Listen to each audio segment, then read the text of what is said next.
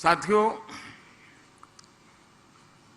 मैं अपने आप को बहुत उपयुक्त यहाँ नहीं अनुभव कर रहा हूँ, क्योंकि संगीत जैसे गहन विषय का जानकार तो मैं बिल्कुल नहीं हूँ। लेकिन सांस्कृतिक बोध से मैं ये महसूस करता हूँ कि संगीत एक साधना भी है और भावना भी है। जो अव्यक्त को व्यक्त कर दे वो शब्द है, जो व्यक्त में ऊर्जा का, चेतना का संचार कर दे वो नाद है, और जो चेतन में भाव और भावना भर दे उसे सृष्टि और संवेदना की पराकाष्ठा तक पहुंचा दे वो संगीत है।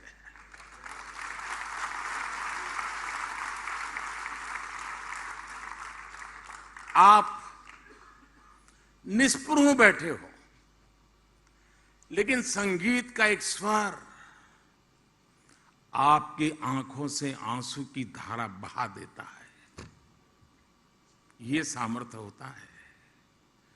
लेकिन संगीत का स्वर आपको वैराग्य का बोध करा सकता है। संगीत से आप में विरस भरता है।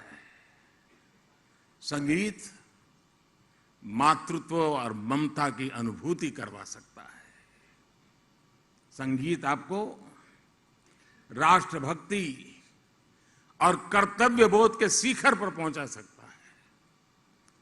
हम सब सौभाग्यशाली हैं कि हमने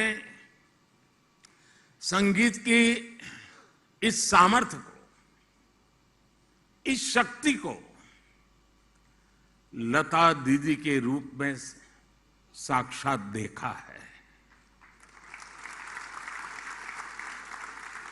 हमें अपनी आंखों से उनके दर्शन करने का सौभाग्य मिला है, और मंगेशकर परिवार पीढ़ी दर पीढ़ी इस यज्ञ में अपनी आहुति देता रहा है। और मेरे के लिए तो ये अनुभव और भी कहीं बढ़कर रहा है। अभी कुछ सुर्खियां हरीश जी ने बता दी, लेकिन मैं सोच रहा था कि दीदी से मेरा नाता कब से कितना पुराना। तो दूर जाते जाते याद आ रहा था कि शायद 4-4.5 दशक हुए होंगे। सुधीर फड़के जी ने मुझे परिचय करवाया था।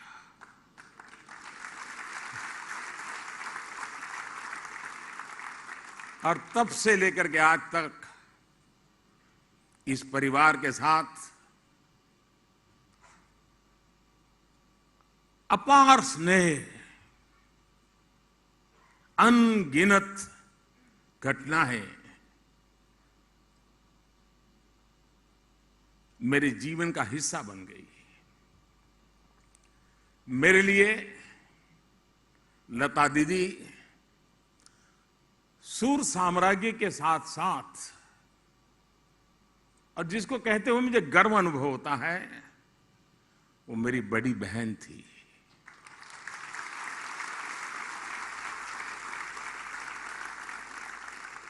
पीढ़ियों को प्रेम और भावना का उपहार देने वाली लता दीदी, उन्होंने मुझे हमेशा उनकी तरफ से एक बड़ी बहन जैसा अपार प्रेम मिला है। मैं समझता हूं इससे बड़ा जीवन का सौभाग्य क्या हो सकता है।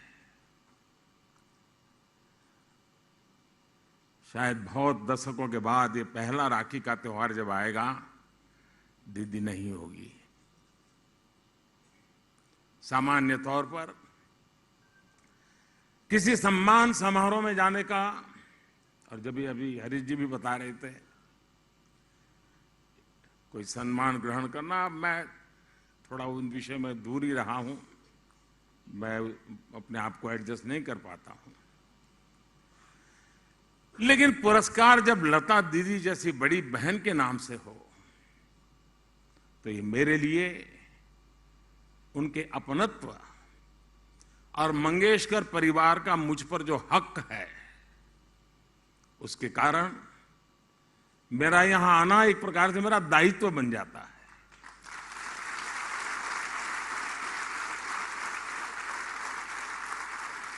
और ये उस प्यार का प्रतीक है।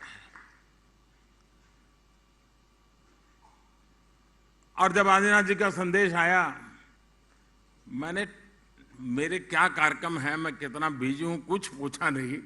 मैंने कहा भैया पहले हाँ कर दो। मना करना मेरे लिए मुमकिन ही नहीं है जी। मैं इस पुरस्कार को सभी देशवासियों के लिए समर्पित करता हूं।